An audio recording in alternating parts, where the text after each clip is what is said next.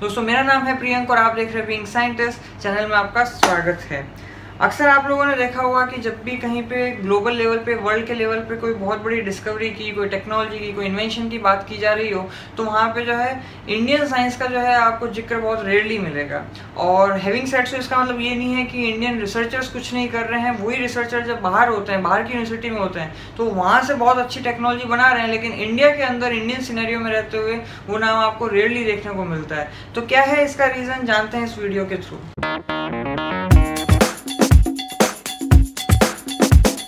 तो सबसे पहले तो मैं क्लियर कर दूं कि जो है कुछ सिलेक्टेड स्ट्रीम जैसे स्पेस रिसर्च है, इसरो है, मैं उनकी बात नहीं कर रहा हूं क्योंकि उन्होंने तो ग्लोबल लेवल पे बहुत कुछ अच्छा काम किया है और उसका नाम हुआ है। लेकिन इन जनरल जो बाकी साइंस की स्ट्रीम्स हैं उनकी मैं ज़्यादातर बात करने वाला हूँ, और वो जो है उनकी भी मैं प्रॉब्लम के बारे में बात करने वाला हूँ, और हमेशा की तरह सॉल्यूशन पे ज़्यादा बात नहीं करने वाला हूँ, प्रॉब्लम पे करने वाला हूँ। तो प्रॉब्लम जानते हैं एक एक करके। तो स्टार्ट करते हैं सबसे small unit, that is student से लेके सिस्टेमिक लेवल पे। तो नंबर वन थिंग इज, जो भी पीएचडी करने के लिए बैचलर्स मास्टर्स करके आता है उसके साथ ऐसा है कि वो ऐसा नहीं है कि वो डेलिबरेटली बहुत जो है पैशनेट था और उसकी वजह से जो आ गया। मोस्ट ऑफ द पीपल इसलिए आ जाते हैं क्योंकि उन्हें पता है कि जस्ट आफ्टर बैचलर्स या मास्टर्स के बाद में बहुत भयंकर जॉब नहीं मिलने वाली, कोई बहुत बड़ा पैकेज नहीं मिल रहा है क्योंकि उन्होंने ऑर्डिनरी जगह से किया है। तो सिंपली आप जो है कोई पर्टिकुलर एग्जाम क्वालिफाई करो, कोई इंटरव्यू दो just based on your theoretical knowledge, और आप यहाँ पे आ जाओगे, जिससे आपको एक सेफ, सिक्योर, एक जो है पैसे मिलते रहेंगे, साथ के साथ डिग्री भी मिल जाएगी। तो मोस्ट ऑफ द टाइम वो आ रहे हैं तो just for the sake of those thing, not for the passion.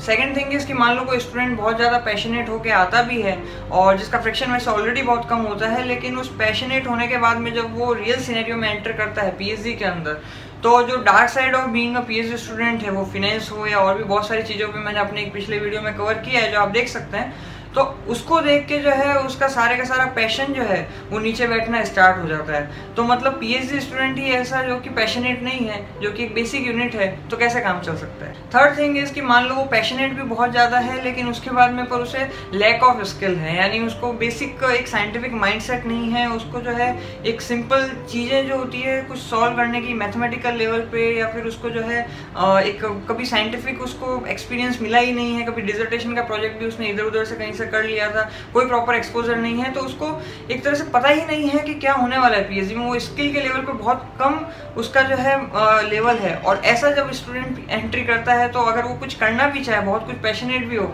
लेकिन ज़्यादा कुछ कर नहीं सकता। फोर्थ थिंग इज, अब जो है आगे बढ़ते हैं स्टूडेंट से, फिर आता है next level, that is scientist या प्रोफेसर, जिसके अंडर आप एनरोल होते हो। तो मोस्ट ऑफ द टाइम क्या होता है कि इंडियन सिनेरियो में ऐसा है कि भैया आपको गवर्नमेंट जॉब मिल गई तो अब आपको जो है कुछ ज़्यादा करने की जरूरत नहीं है। तो आप हो सकता है बहुत ज़्यादा पैशनेट भी हो, स्किल्ड भी हो, बहुत कुछ आता हो, लेकिन आपका साइंटिस्ट ऐसे हैं कि या फिर वो प्रोफ ऐसे हैं कि ही इज़ जस्ट लाइक कि भाई मेरा करियर तो बन चुका है, मेरा जो है एक तरह से मैं परमानेंट जॉब पा चुका हूँ, तो मेरे को किसी भी तरह से ज़्यादा कुछ कुछ I don't need to rock the boat, तो मेरे को कुछ करने की जरूरत नहीं है। तो ही इज़ ऑलरेडी डीमोटिवेटेड, तो अगर आप करना भी चाहोगे तो आपकी जो है टायर पंक्चर करता ही रहेगा। फिफ्थ थिंग इज कि अगर साइंटिस्ट कुछ करना भी चाहे, लेकिन आपको पता है कि कहावत है कि अकेला चना भाड़ नहीं फोड़ सकता, यहाँ पे जो है कोलैबोरेटिव स्पिरिट वाला कल्चर नहीं है जैसे कि हमें यूरोप या अमेरिकन कंट्रीज के अंदर देखने को मिलता है।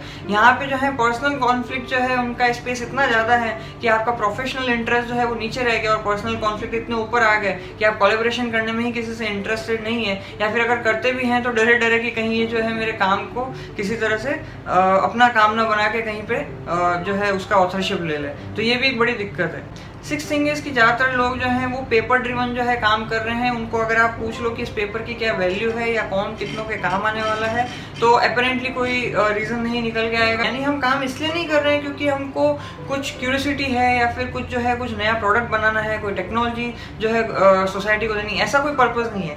हमारा काम क्या हो गया है कि सिर्फ आपको जो है पेपर पब्लिश करना है। जितना ज़्यादा आप पेपर पब्लिश करोगे उतना ज़्यादा जो है आपको करियर में हाइक मिलता जाएगा। वो भले पीएचडी स्टूडेंट हो या फिर भले पोस्ट डॉक स्टूडेंट हो या फिर भले साइंटिस्ट हो, सबको जो इंडियन सिनेरियो में हाइक मिलने वाला है वो पेपर के बेसिस पे मिलने वाला है। तो they just publish papers like anything, जिसका हो सकता है कि कोई वैल्यू भी ना हो। And most of the time तो कई बार ऐसा होता है कि पेपर के अंदर डेटा भी जो है बहुत सारी जगह से देखा गया कि मैनिपुलेटेड है।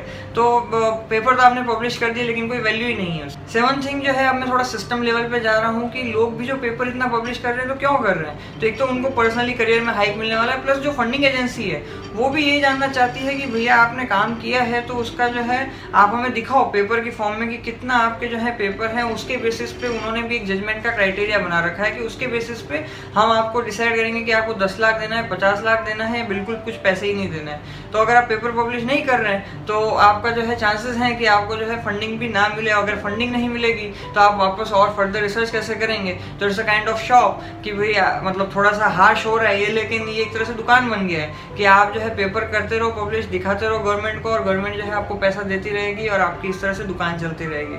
आई नो ये थोड़ा सा क्रूड वे है बताने का, लेकिन that's how it is. 8th thing is कि हम इंट्रिंसिकली मोटिवेटेड ही नहीं है कि हम कोई जो है प्रॉब्लम सॉल्व करें या हम कुछ डिस्कवर करें, ऐसी कुछ चीज़ जो कि मतलब बहुत ही ज़बरदस्त हो पूरी ह्यूमैनिटी के लिए, राइट। तो ये पर्पस जो है वो बहुत मिसिंग है। और पर्पस जो है इसके अलावा ये भी है कि चलो कुछ लोग पर्पसफुली काम कर भी रहे हैं तो उनके साथ ऐसा है कि वो बाहर से पोस्ट डॉक करके आए हैं तो उन कंट्रीज़ की प्रॉब्लम पे ही काम कर रहे हैं, क्योंकि उनकी ट्रेनिंग जो है ज़्यादातर पोस्ट डॉक्टरल वर्क की या PhD वर्क की वो वहीं पर हो गई है। तो जब वो इंडियन सिनेरियो में आते हैं तो वहीं की प्रॉब्लम को सॉल्व करते रहते हैं। इंडियन सिनेरियो में बहुत सारी प्रॉब्लम है, बहुत सारी डिजीजेज है जिसके बारे में वो बात ही नहीं करते, जिसके बारे में कुछ पेपर भी पब्लिश नहीं करते।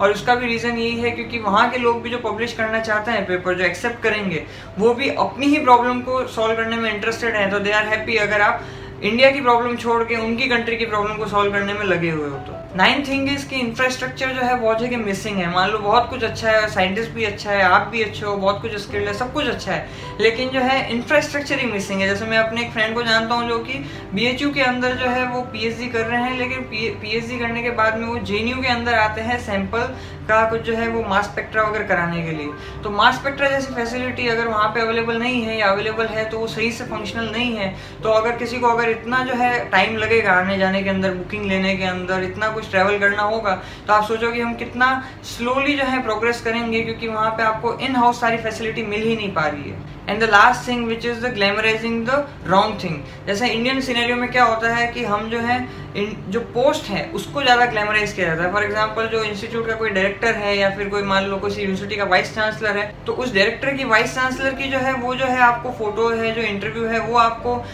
जो है कई जगह पे देखने को मिल जाएगा, पेपर में देखने को मिल जाएगा, कहीं पे हो सकता है प्राइम टाइम पे मिल जाए, कुछ हो जाए।